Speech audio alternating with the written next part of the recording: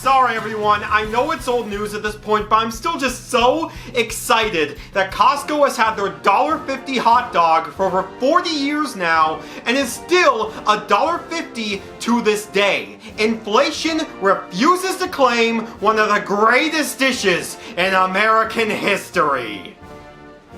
Oh, and Kirby Air Riders being a thing is pretty cool too, I guess. It took about half of a pregnancy, but we finally got a proper overview of Kirby Air Riders, and its own Nintendo Direct no less. A 45-minute long one at that. That's enough time to be considered a feature film. The Godfather, Schindler's List, Spirited Away, War of the Worlds, eat your hearts out. We got the real greatest movie of all time right here. In my last video, I talked about how ecstatic I was to see Kirby Air Ride, my first Kirby game, finally get a sequel after 22 years. But from April to August, we only had this single CGI snippet to go off of, so I couldn't really give an opinion on something we didn't know about. But now we can actually see the game in action, and I have so much I want to say about it, and none of you can stop me, Barry! So, let's dive into the Kirby Air Riders Direct! いやー、ゲーム作りってなんでこんなに大変なんでしょうね。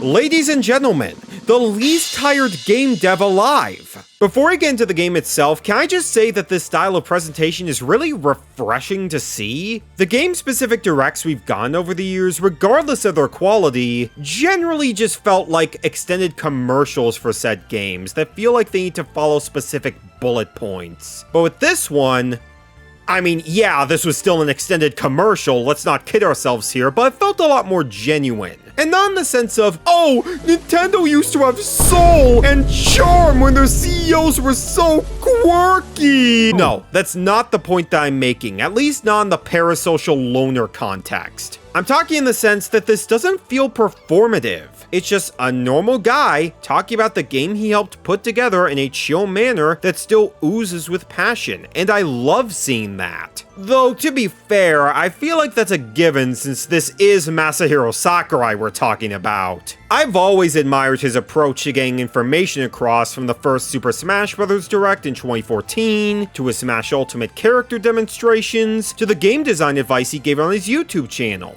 And I'm glad that hasn't changed at all here, as that's one of the things that I respect the most about Nintendo. Treating their legacy creatives with respect and appreciation, rather than forcing them into bubbles or letting them go the second they're not as profitable.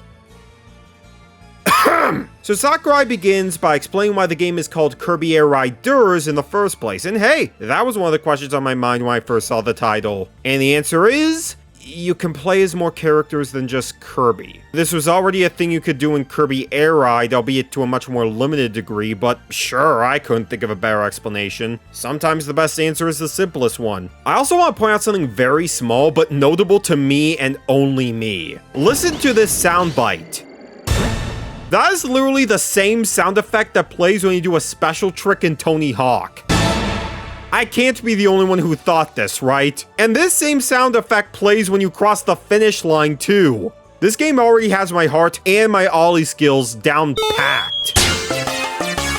Now, I'm not going to scrape over every single talking point in the Direct. It's better to just watch it yourself to get caught up to speed, and odds are you already have. I'm mainly gonna go over the major stuff that will affect the game at large and how I'm feeling about them. Number 1, Sakurai says the game is basically just like Mario Kart. I'm deducting 50,000 points from his social credit score for genre racism. Number 2, I'm glad to see that the core gameplay formula is staying intact, mainly focusing on one-button controls. I know that not everybody found that appealing in Kirby Air Ride, but that's what made it so unique at the time and even today. Though he did make clear that they, in his own words, unfortunately added a second button to the mix. I don't know, guys. I'm not sure how these other buttons work.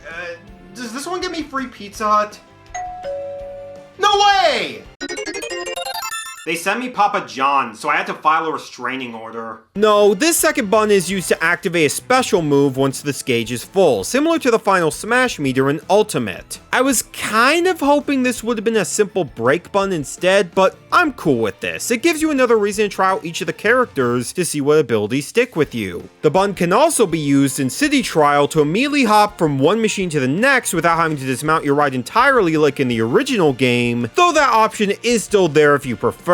And I find that super convenient as it'll make the game's pacing so much snappier. But we'll talk more about City Trial later. For now, let's get back to the characters, and this was definitely what excited me the most. Considering that Kirby was the only viable option before, there was really nowhere to go but up. But I didn't expect them to go as far as they did. King Dedede and Meta Knight are back, of course, alongside Bandana Waddle Dee joining in, that was a given. But alongside that, they pulled other enemies from the series like Cappy, Waddle Doo, Knuckle Joe, and Starman of all characters. Like, in what universe would someone remember High Jump? That's such a mythical pull.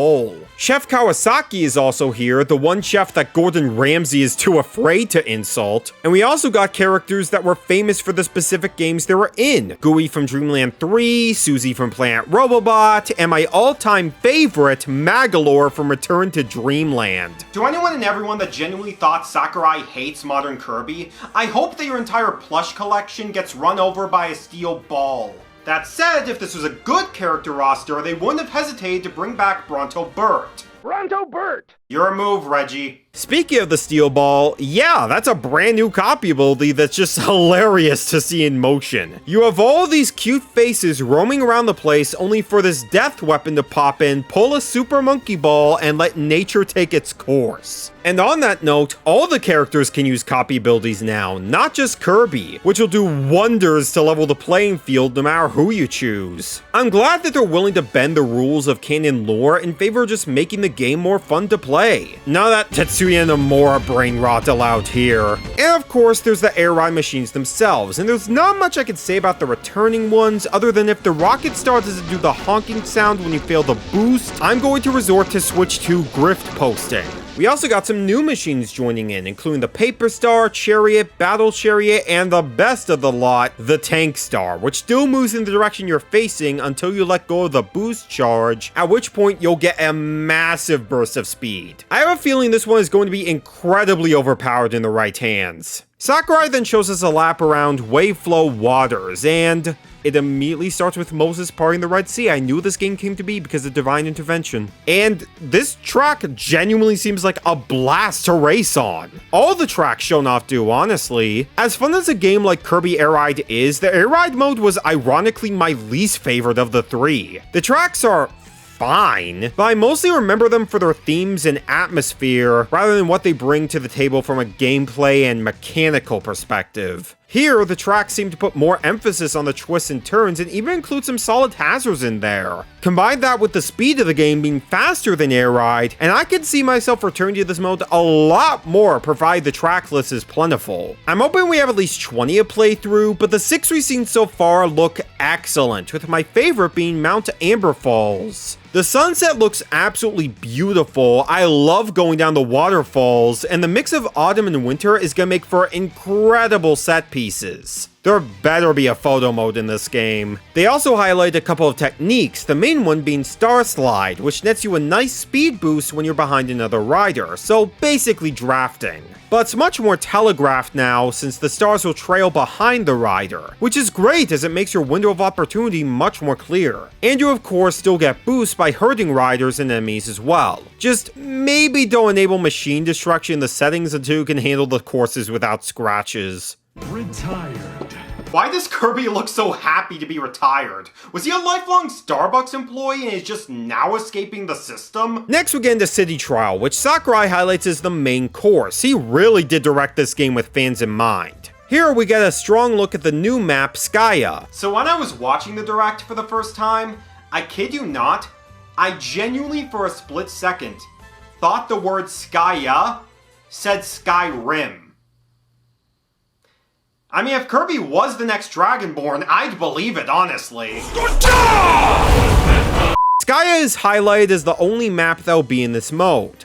I'm not gonna lie, that's a little bit sad. Considering this is the big attraction now, I was hoping that we'd have multiple maps to battle on this time. This one is a lot bigger with more things to see and do, so I hope that first-hand experience makes it much more appealing than it seems right now from a bird's eye glance. Gameplay seems the same as it ever was. Go around the city for 5 minutes, get stat boosts, and hope you win in the stadium event. That's not a huge problem for me personally, because the city trial formula was already so strong and addicting before, and it's been so long since we've seen it that it didn't need that much of a glow up to still be engaging. And what it did get is already doing so much to add to the fun of it all, such as upgrading the cap of players in the city from 4 to 16, which is a perfect number. It's not too much to ensure you'll never get a win if you aren't skilled enough, and it's not too little so that there aren't long stretches where riders aren't running into each other. Speaking of running into each other, you can literally kick other riders off of their machines now if they're about to be destroyed. Ever since I was a Jew, I've been legit.